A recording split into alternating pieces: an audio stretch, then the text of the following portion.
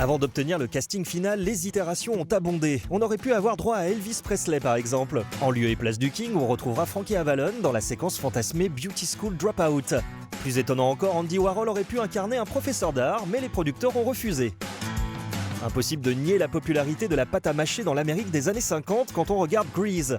Les chiffres sont impressionnants, 100 000 chewing-gums pour l'ensemble du tournage, soit 5 000 par jour. Pas étonnant qu'on puisse avoir l'impression que les personnages passent leur temps à mastiquer. La bonne humeur omniprésente qui se dégage du métrage cache un tournage souvent éprouvant. On pense au concours de danse tourné dans un gymnase non climatisé qui donna un coup de chaud aux figurants, ou encore à une scène ayant lieu à côté de flaques d'eau stagnantes ayant rendu malade une partie du casting. Randall Kleiser, le réalisateur du film, était le colocataire de George Lucas à l'université. Lors du tournage du premier Star Wars, Lucas invite son ami à venir rencontrer Carrie Fisher. Elle aurait donc pu jouer Sandy, mais le choix du réalisateur se porta sur Olivia Newton-John.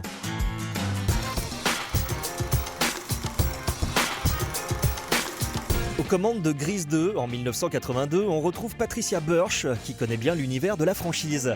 Pour cause, elle officie en tant que chorégraphe sur le légendaire premier épisode, 4 ans plus tôt. Un détail ? Pas vraiment. Il s'agit de la première chorégraphe devenue réalisatrice de l'histoire. Autre grande première, la comédienne Lorna Luft fait ses débuts sur grand écran avec ce film.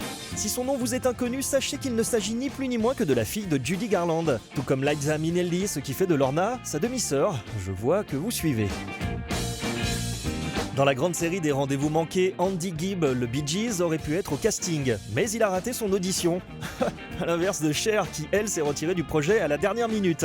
Quant à Jennifer Beals, elle décida de rompre son contrat pour se tourner vers Flashdance.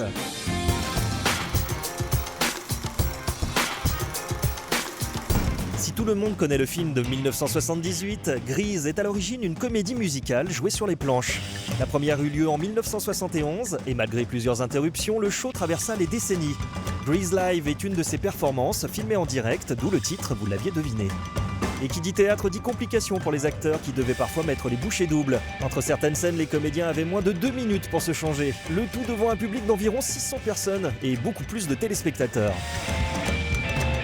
Dans cette déclinaison, on retrouve un visage familier, celui de Didi Cohn dans le rôle de la serveuse. Vous la remettez ? Elle jouait Frenchie dans le film culte, un clin d'œil apprécié des fans. Et Frenchie alors, c'est Carly Rae Jepsen qui l'incarne. Qui ? Call Me Maybe ? Oui, là, vous voyez de qui je parle ?